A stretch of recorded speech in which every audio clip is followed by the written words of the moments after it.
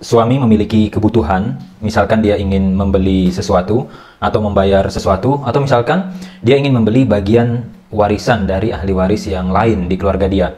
Tapi karena uangnya nggak cukup, kemudian dia ingin menggunakan tabungan istrinya. Nah, kira-kira boleh atau tidak suami menggunakan tabungan istri? Atau seperti apa sikap istri ketika diminta untuk memberikan tabungannya? Tabungan itu bisa bentuknya uang ya, bisa juga bentuknya perhiasan, logam mulia, atau yang lain. Maka jawabannya, yang harus dilakukan pasangan tersebut, suami istri tadi, adalah memperjelas akad. Ini kan sekarang istri punya harta, istri punya tabungan, istri punya emas, istri punya perhiasan, punya uang.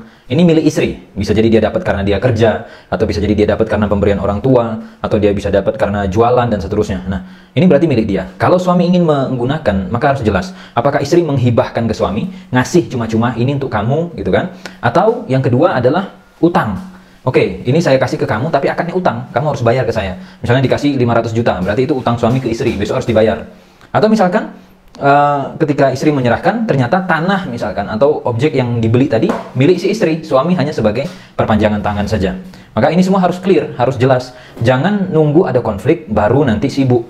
Mana yang milik suami, mana yang milik istri. Dari sekarang diperjelas. Ketika ada perpindahan uang, ada transaksi dari istri ke suami, yang mana itu adalah harta murni milik istri, maka harus clear. Ini akadnya apa? Karena beda akad itu berbeda konsekuensi secara hukumnya, berbeda hak dan kewajiban dari masing-masing pihak. Wallahu a'lam.